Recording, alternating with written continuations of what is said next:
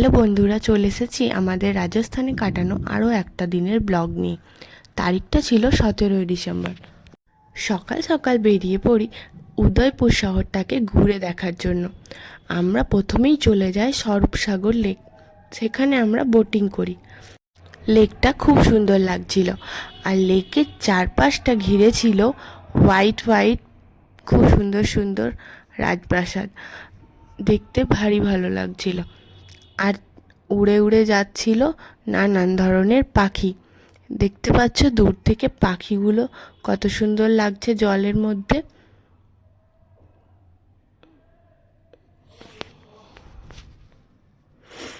তারপর আমরা এগিয়ে যাচ্ছিলাম আমাদের নেক্সট প্লেসে। তো আমরা চলে গেছিলাম মহারাণা প্রতাপ ওয়্যাক্স মিউজিয়াম। সেখানে অনেকের স্ট্যাচু রাখা ছিল, যেমন নরেন্দ্র মোদী, এরকম অনেক বড় বড় ব্যক্তি যারা। তারপর ছিল হরর হাউস। ভয় লাগবে লাগবে ভাবছিলাম, ভয় লাগলোই না, আর আমরা বেরিয়ে চলেও আসলাম।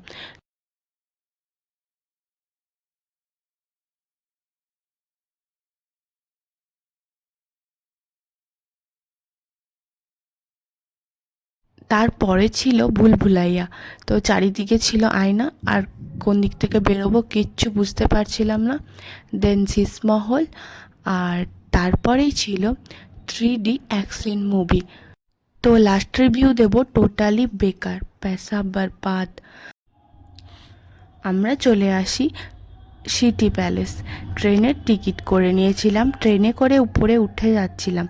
পায়ে হেঁটে সিটি প্যালেসটা যদি উঠতে যেতাম তাহলে আর সিটি প্যালেসের ভেতরটা ঘুরে দেখতে হতো না, কারণ এতটাই এরিয়া জুড়ে হেঁটে হেঁটে উপরে চড়া মুশকিল। অনেকেই যাচ্ছিল, কিন্তু বাচ্চা নিয়ে আরোই সম্ভব নয়। তো সিটি প্যালেস বিষয়ে কিছু বলি, সবাই কিছু না কিছু জানবে।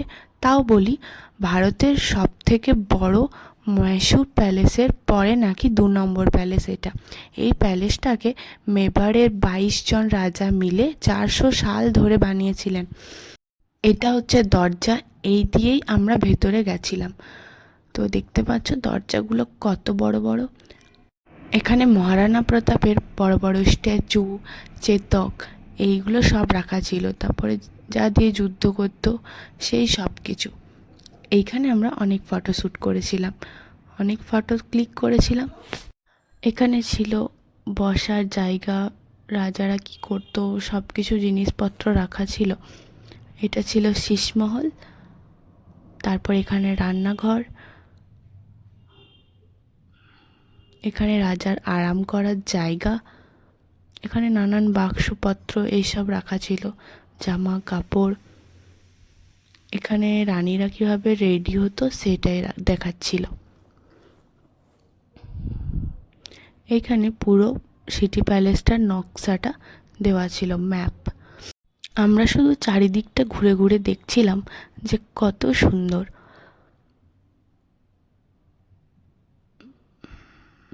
তারপর আমরা বাইরে বেরিয়ে সেই দিনের লাঞ্চটা সেরে নিয়েছিলাম।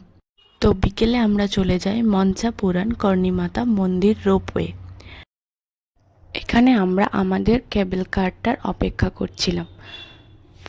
এখানে একটা গেম ছিল, গেমটা খেলার জন্য ওরা দুজনেই খুব ঝাঁপাচ্ছিল। শুধু ওরাই নয়, আমারও খুব ইচ্ছে করছিল, কিন্তু আর খেলা হয়ে ওঠেনি। ও দেখতে পাচ্ছ আমাদেরটাই আসছে, এবার আমরাই চাপবো এটাতে। তো আমরা ফাইনালি চেপে পড়ি। তো যতটা এক্সাইটেড ছিলাম চাপার জন্য, ততটা তারপরে ভয়ও লাগছিল যে যদি পড়ে যায় তো কী হবে। এতটা উঁচু থেকে নানা রকম ভাবছিলাম, নানা রকম বলছিলাম আমরা, আর ভয়ও লাগছিল। তো তারপরে আমরা ওইসব বাদ দিয়ে ভিউটা এনজয় করছিলাম। ভিউটা দেখো, জাস্ট ওয়াও। চারিদিকটা হোয়াইট হোয়াইট সিটি, শুধুই বলে না। তো তারপর রোপওয়ে থেকে নামিয়ে দেওয়ার পরেও অনেকটাই হাঁটতে হয়েছিল। তো আমরা হেঁটে হেঁটে এগিয়ে যাচ্ছিলাম মন্দিরের দিকে। এই যে আমার মানায় সোনা আগে আগেই যাচ্ছে, ও কিন্তু থকে যায়নি, ওর সমানে সকাল থেকে ওর চলছে। এই যে মন্দির, তো মন্দিরের ভেতরে ফোন অ্যালাউ ছিল না, আমরা বাইরের চারপাশটা রেকর্ড করছিলাম। তো এখানে ওরা দুজন পা ধরেছে এই গাড়িগুলোতে চাপবে। তো আর আমরা বলছিলাম না এখানে চাপতে হবে না, পরে অন্য কোথাও চাপবি। তো যাই হোক, বাইরে বেরোনোর আগে এখানে একটা গেমিং জোন ছিল, সেখানে ওদেরকে একটু বললাম যে হ্যাঁ তোরা এখানে খেলবি তো খেল।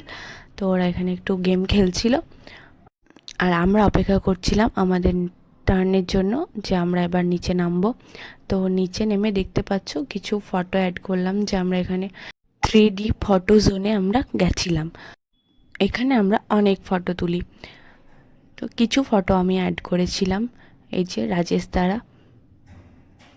এখানে পোজগুলো দেওয়াই ছিল, ওই একই পোজে ফটো তুলতে হবে।